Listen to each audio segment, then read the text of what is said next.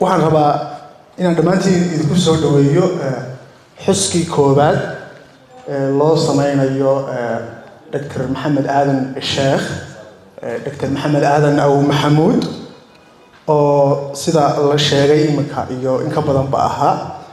wuxuu geeriyooday 1 October 2010 caawa waxa laga joogaa 14 habeen 14 sanadood baa caawa laga joogaa geeridiisa marka sababta darteed baan xoog u saarnay in horta bal marka koobaad magaalo kamid ah magaalooyinkii uu gaarka u danayn jiray una jeclaa ay abaalka wax kamid ah celiso xuskiisi halkan lagu sameeyo mar labaadkana waxaan rabnay in waxa la iska weydiiyo bridge-ku uu go'ay isku xidhayay jiilkii hore iyo jiilka dambe in iyadana uu Maxamed Aadan inoo noqdo xasuusin in bridge-kaas dib loo dhisi karo dhanka fikirka iyo dhanka dhaqankaba waxaan marka koowaad rabaa inaan mahadcelinta xuso laba qof oo aan gaar u xusayo intaan hawshan turjumaadda ku jiray iyo guud ahaanba qofka koowaad waxa weeyaan Kaaha Maxamed Aadan Sheekh Kaaha Welis oo iyada oo faraxsan oo nolol ku buuxda geeriyootay 12 December sanadkii tagay 2023 nasiib aynaan u yeelan inay noolaato ay qayb ka noqoto bandhiga iyo gorfaynta buugga aabaheed oo ay jeclayd inay magaaladan kaga qayb qaadato hase yeeshee waqtiga uu si kale u qorsheeyay oo buugga soo saaristiisii ilaa iyo ogolaanshihii turjumaadda ilaa iyo dib u eegistiisaba qayb laxaad leh ku lahayd qofka labaad aan rabo inaan si gaar ah ugu mahadnaqaa waa Cabdiraxmaan Yuusuf Axmed oo isagu caawa inala jooga oo ah ninaan saaxiib nahay laakiin se ah inta ka badan oo ah ninka buugga taftirkiisa sida ugu weyn uga qayb qaatay kanoo keliyana maaha guud ahaan qoraalada aan sameeyo buugta aan turjumo ah taftiraha gaarka ah marka isagana waxaan rabaa inaan ku raado saaxiib aad iyo aad baad u mahadsan tahay idinkuna waxaan rabaa inaad taas markaan idinka dhigto munaasabada macnaynteedu marka wax weeyaan waa xus in ka badan inta ay tahay buugga soo bandhigayo waa xus loo sameynayo Dr. Maxamed Aadan Sheekh waa xus loo sameynayo hormoodkii horu socodka Soomaalida mid kamid ah buuggu sida Maxamed Boosh uu taabtay asalkiisii hore wuxuu ahaa laba buug oo af Talyaani ku qoran midkood marka ciwaanka la turjumo wuxuu ahaa Soomaaliya ma aha jasiirad ku taal Caribbean-ka midka labaadna wuxuu ahaa waa inoo Muqdisho ama Muqdisho in isku arki doonaa Arifadeerja Mogadisho markaas labada buug laakiin se 2019 oo ah 9 sanadood kadib geeridiisii baa la isu keenay kadib buug kaliya laga wada dhigay iyadoo oo lagu laray curus la yiraahdo xasuus dhantaalan interrupted memories oo uu qoray 94 isla Maxamed Aadan oo markaas dagaalkii sokeeye oo qoyan oo dib ugu eegay sidoo kale lagu laray hordhac uu sameeyay Basil Davidson oo ahaa taariikhyahan Ingiriis ah oo aad u danayn jiray Afrika guud ahaan gaar ahaan Soomaalida iyo dhaqdhaqaaqa horu socodka ee Afrikada aad u danayn jiray kolka labadu waxay ahaayeen asalkii waraysi iswaraysi ka dhaxeeyay Dr. Maxamed Aadan Sheekh iyo saaxiibkiisii muddada dheer Pietro Petrucci oo ahaa wariye Talyaani ah Soomaaliya iyo Afrikana si gaar ah u danayn jiray haddana ku nool isagoo cimriyay wadanka Belgium-ka adoo buugga waxa af Ingiriisi laga dhigay 2019 aniguna waxaan Soomaali ka dhigay 2023 inkastoo imka sanadkan soo baxay waxaa haddaba aan rabaa inaan intaanan u gelgudin meel kale halkaa waxaa ku jirta caakirnaan ah turjumaadda waxaynu naqaanaa turjumaaddu inay wax lumaan marka la turjumayo oo macna lumo oo ay fikrada laga yaabo inay si uun uga siibato qulqulka iyo geedigelinta marka luqadii asalka ahayd ilaa iyo tan loo soo rarayo hase yeeshee su-aasha ugu weyn ee maskaxdayda ku dhalatay waxay ahayd markaan uu buugani uu bilow u noqday qof Soomaali ah oo af kale wax ku qoray in af Soomaali laga hadashiyo af Soomaali dib loogu soo celiyo cakarnaan intee la eg bay keeni kartaa cakarnaan intee la eg bay keeni kartaa tolo oo tusaale ahaan maxamed aadan marka aynu France Fanon ama Edward Said aan Soomaali ka dhigayo waxaan u fakarayaa qaab ah haddii uu af Soomaali wax ku qori lahaa iyo wax la mid ah hase yeeshee qof waa isagu Soomaali ma aha marka waxa laga yaabaa eedo inay yaraato iyo maaragtay lumidda macnaha inuu la yaraado baa laga yaabaa hase yeeshee marka qof af Soomaaliga yaqaan oo aan af Soomaali waxba ku qorinin la rabo in dib loo Soomaaliyeeyo oo isaga laftarkiisii laga fakaro waa qof Soomaali ah oo af Soomaaligi garanaya talow miyuu sidan wax u qori lahaa ama u oran lahaa marka laga fakarayo waxay wadataa caqabadaheeda halkaasna waa halka ugu muhiimsan mid ka mid ah meelaha ugu muhiimsan marxuumad kaaha maxamed aadan ay soo gashay oo af Talyaaniga iyo af Ingiriisiga iyo af Soomaaliga maadaama ay si siman u wada taqaanay ay iga kaalisay oo caqabadu ay halka ku yaraatay hase yeeshee igaga tagtay su'aasha ah qof Soomaali ah dib ma loo Soomaaliyeyn karaa su'aashaas oo taala turjumaanada kulliba aan ka mid ahay aan rabo inaan soo hadal qaado oo iminka ma hayo xal laakiin waxaan rabaa inaan soo hadal qaado inay tahay cakarnaan cusub oo hor leh qoraaga buugga Dr. Maxamed Aadan Sheekh ma aha qoraaga buuggan oo kaliya ah wuxuu ka mid yahay wax qabadadiisa qoran aynu hayno laakiin wuxuu leeyahay qoraalo filiqsan oo qaarkood ay soo baxeen intii dowladihii rayidka ahaa xukuumadii rayidka ahaa ee Soomaaliya ka jireen 9 sanadood oo ay aasaaseen isaga iyo nin Cabdicasiis Nuur Xirsi iyo rag la mid ah ay aasaaseen journal loo jiray La Tribuna oo af Talyaani ku soo bixi jiray sidoo kale 60kii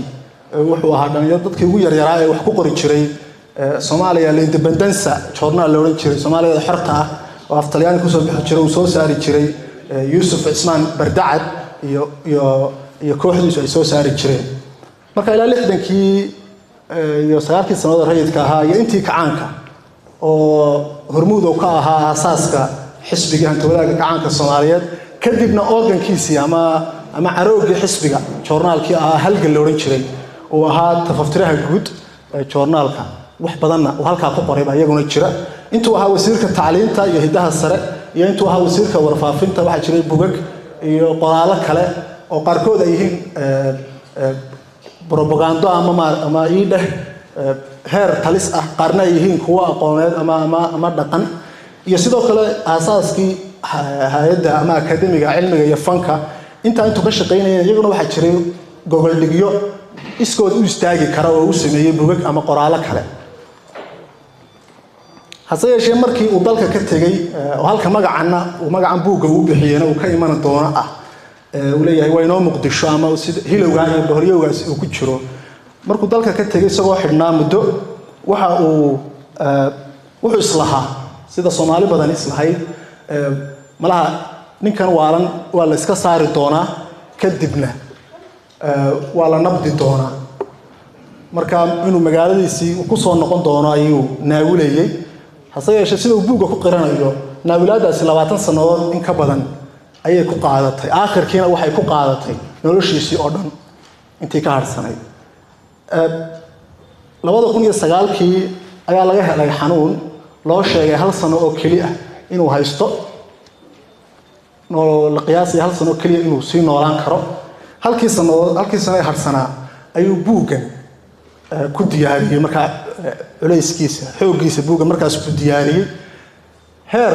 وقاري إنه دور بلاد متضافة أو صاحب كي بتروج كلا كفتمو أنت نبوق وذي عمر در أما مدكر بابا كهلاي أنا ملقي يا أنا كهلين هدي أنا وحكله كم مشغول صلان لها سجالي لواتن كي سبتمبر لواتن كل يوم كي بوجا وحكوسا بندق مجال أوسلو جوريجي ستورين أيو كن نقضي وحنا جريو ذي كودي أكتوبر إسلا سنة كاس قف مركا نحسنا مركا لقي ما دوح كله وقف يسقو جريدو أي أفريا لواتن ساعة وشرتو هذانا ولي تاجنا والواحد لوكا كوهيي أو أن مرنا إسليمين نوع أبوه مركا وحويان حسوس قر بدن كوا حسوس قر أو رئيس بوها لبدن ندح مري حوجيس يفكر كان أولي هاي نكنا وجدلنا يه بتروتشي وجدلنا يه محمد آدم ورميه أو أطاد شلدي كوباد أنت نبغى عرفت واحد كوي على بركن كي قال شرياش وأي مدح حساري شري مركا جيت كهوستيس كيفان مركا فكرة كدم بيسي واحد هاي سيدا يوشر حدا ينتي كاهي إن ومحمد آدم إسكندر يسدي قضية صوماليات ووايله أو واحد بدن صوت شوقي واحد بدن صوت تاجنا أو بركن إنتو دكتي ومديسة أنت النول أنت صوص عطلة بالأوحال والرمى يسدا أهايين يسدا وحنقون كران يسدا وحنقون كريم بقى حسوس قر كان يحسبوا شرامات سياسات يمد محبوس مرة وحسوس قر سياسات أو رقمات أو له قف سياسي أو فكراء أو إندرجات صوماليات سياسته سي فكرتي سيدا وح أو أركي iyo sababta uu sida ugu arkay khaladaadka uu sabu qof ahaantiisa iyo nidaamka iyo taliska uu isagu kamid ahaa waxa lagu doodi karaa Soomaaliya 69kii October waxa ka dhacay Afgambi hase yeeshee 70kii waxa ka dhacay kacaanku uu ka dambeeyay Afgambiga oo kacaanka waxa abuuray niman dhalinyaro ah oo imka nagala joogo Aadan Muuse Jibriil mudan Aadan Muuse Jibriil nagala joogo kacaanku askartu ma abuurin askartu kacaan ma abuuri karto أفكامي بأبورين لكن أفكامي بسموه أسامحي دلنيراداس iyo hawl kareenka erayga isticmaali jiray wuxuu ahaa hawl kareenka kooxda hawl kareenka xogeeyaasha markii dambe badankoodu noqday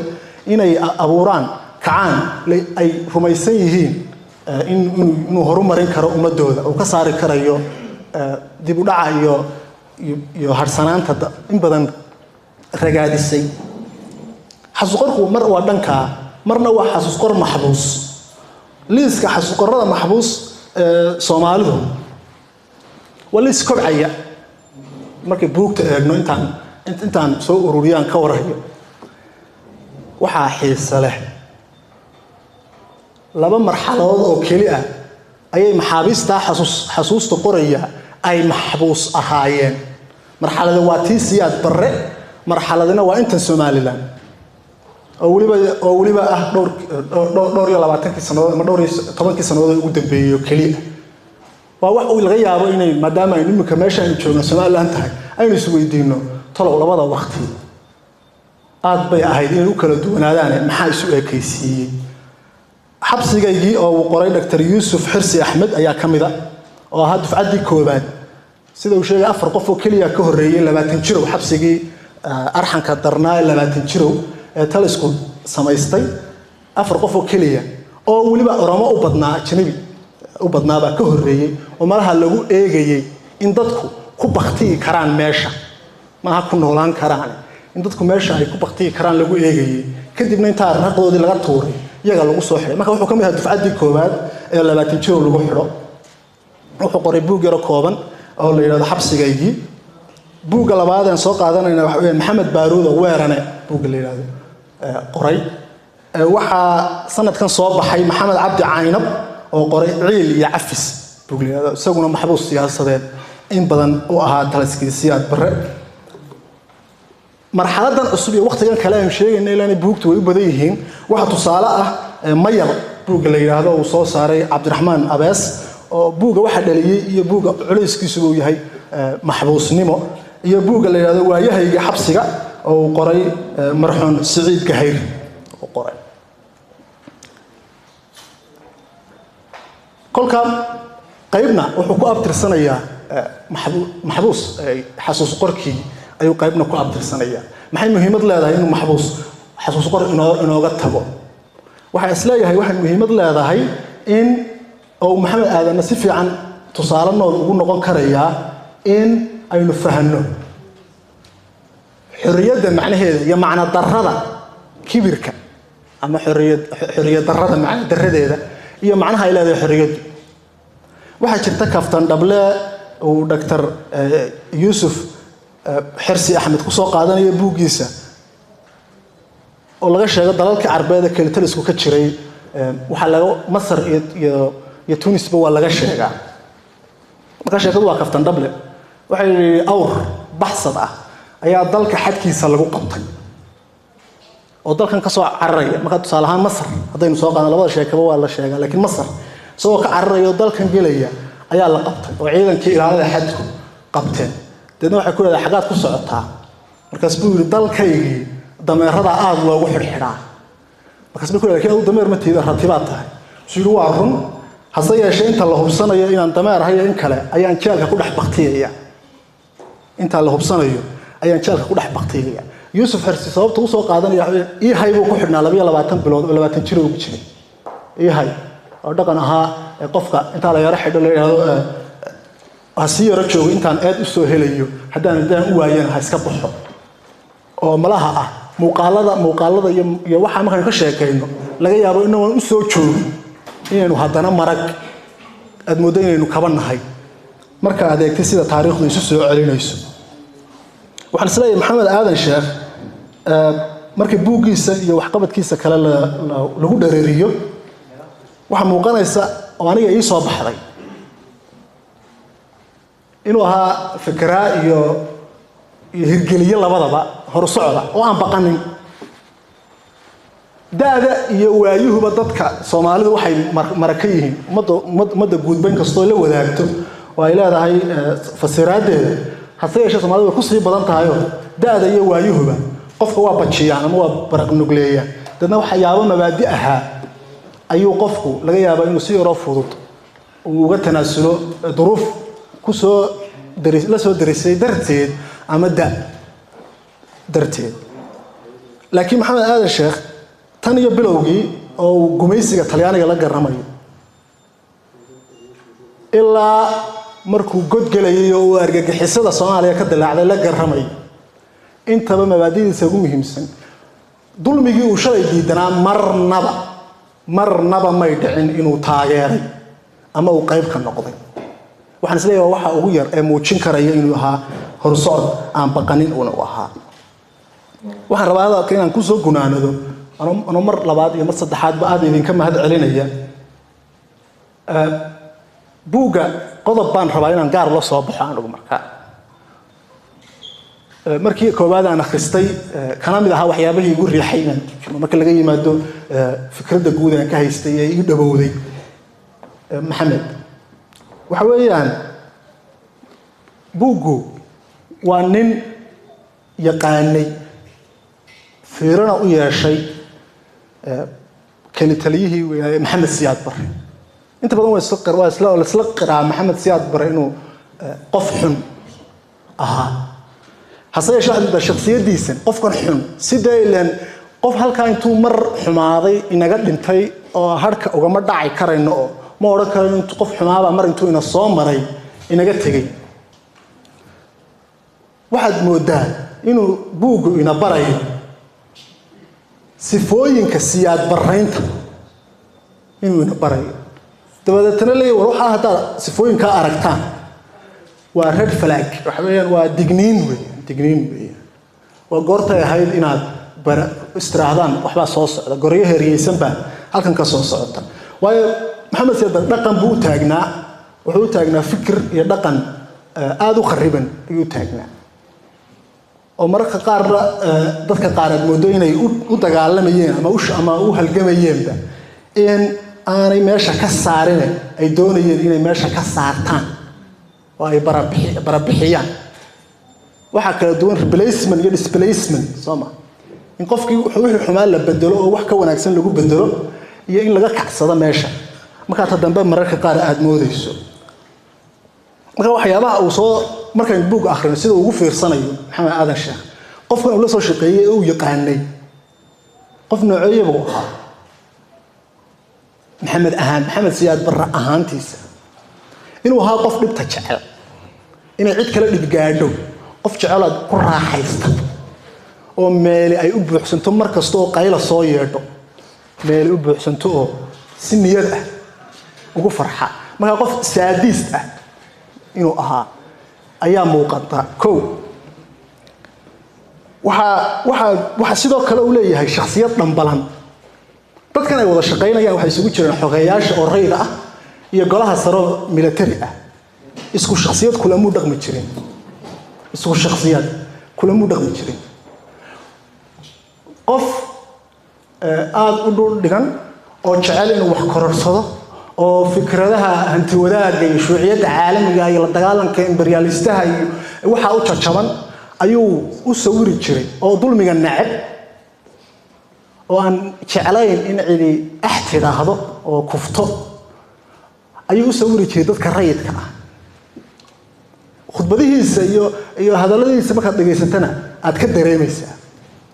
ama aad akhrisato sida buuggiisa dalkayga iyo dadkayga lagu ururiyey propagandadiisii lagu ururiyey khudbadihiisii marka qof wuxuu ahaa tusaale ahaan wuxuu soo qaadanaya maxamed aadan sheekh in colkan xogeeyaasha rayidka ah uu soo jeediyay war idinka waxaan garanayaa hanti wadaaggan iyo shuuciyaddan iyo arrimahan markaysiyadan ka warrama haddii naadi akhris aad noo samaysaan oo wadar ah aniga ina dafle ina cali samatar waxa iyagoo dhan iyo macal rayidkiin dadna toddobaadkii marka qaar 10 saacadood baan ku dhex jiri jirnay buule inaanu hadalka jeedin oo buugta sharaxnaa buugga Marx qoray kan Engels baa qoray Lenin waa kan Antonio Gramsci fikradiisi waa tan ilaa iyo aakhirka qof marka aad iyo aad u dhageysta rayidka tusaale ahaan 3 sanadood u horeeyay qorshihii qaranka rayidka soo dejiyay waliba intooda kacaanka aaminsan hanti wadaagga ayaa soo dejiyay militarigu wuxuu ansixiyay iyagoo xaraf ka bedelin ayuu siyaad barre militarigu ansixiyay 3 sano qorshuhu saasoo noqonaya waxay u soo jeediyeen tusaale ahaan inaan dadka ninkan ina salaam dafle wax iska xilxilaya annaga hana soo mariyo haddaan maxkamad la soo mariyo garsoor la ixtiraamaynin bal dawladda xukuumadda ha soo mariyo waayahay buu inaad salaam dafle ku amray laakiin shakhsiyadii kala dhinayd shakhsiyadda kale ayaa dhinado militariga tuso oo ahayd qof ay halka kaga taalo maya ay kaga taalo oo qofte yani mararka qaar aad moodayso inuu rabo in isaga mooyaane cid kale jirin talana aan lahayn talana aan qaadanin oo kale oo ay soo galayso astaamahiisa isla weynidu ay ku jirtay inuu waxaan oo dhan ba garanayo isagu tusaale ahaan xeerka qoyska oo muran badan dhaliyay ama lagu furay maxamed aadan sheekh wuxuu ku dooday wuxuu lahaa inta ka khaldan xeerka qoyska waxa ka badnayd inta ka khaldanayd sida uu guddoomay dhaliishii laga soo jeediyay siyaad bar isagoo aan baayo taajoona garanaynin ayuu stadio conis istaagay markaasuu bilaabay tafsiirka mucaasirka ah ee quraanka oo yiri quraanka in ka soo helaynaa dadkiina wax garan maysaan xeerka aan soo jeedinay ee maskaxdayda ka urtay marka qofku inuu macnaha runta ah erayga kali taliya wato ama kali saxane inuu ku sifoobayay ayaa sidoo kale meesha ka jiray marka waxa jiray 1991 markii Soomaaliya dhowr 90 maaha markii burburkii bilaabmay ee dhankana Soomaaliland u dhaqaaqay cawda u jiilatay dhankii kalena uu dabku ka holacay wadankii wuxuu galay fawdo aad iyo aad u weyn iyo dadkii Soomaalidu galeen safawada haddana waxay u ekay in siyaad barre wali talinayo isagoo dhintay oo Nigeria ku dhintay marka jarayd Talyaaniga wuxuu qoray siyaadismo sensa siyaad Soomaaliya waxa ka jira siyaadayn bila siyaada dalkii waxa ka jira buuri marka qiimeeyno siyaad barro oo kaliya ka maqan yahay ayaa ka jira taas baa ah iyadana sifaha kale ee maxamed aadan sheekh inaga barayo qofkan kale taliyaha ah ee kale saxanaha ah ee maqaldamaha ah ama sida eraygii soo baxay magafe sida dhabahan magafaha aynu isticmaalno ama kii taariifka ama macnaha la xaraf raaca ay leeyahay ah qof aan khaldamin tusaale ahaan waxyaabaha yaab kale waxa ka mid ah marar badan laga yaabo inaad aragtid waxa ka mid ah siyaadaynta siyaad ka maqan yahay muujinaya in sawirada madaxda gidaar kasta lagu dhajiyo oo uu ka mid yahay mashruucyada ugu waaweyn marka qof madaxo cusub yimaado lacagta ugu badan lagu bixiyo ee lagu sii tala galay in la yiraahdo mashruuci sawiradana hebel ha qaato xafiis kasta marka lagu dhajiyo sidoo mudooyinka akhriyayno sheekadii 1984 ee George Orwell oo walaalka weyne ku jeeda ku arkaya kale iyada inagoo laga yaabo inaan madaxda caabudin ayayna haddana sidaas oo kale u dhaqanaa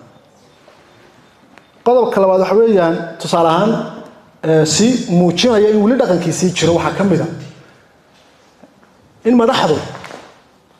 madaxdu ayna isu arkin inay ku fulan yihiin dadka meesha jooga ee taageersani dadna caruurta iyo ciyaal iskuulka la soo saaro marka qofka madaxweynaha ay hadduu kor tago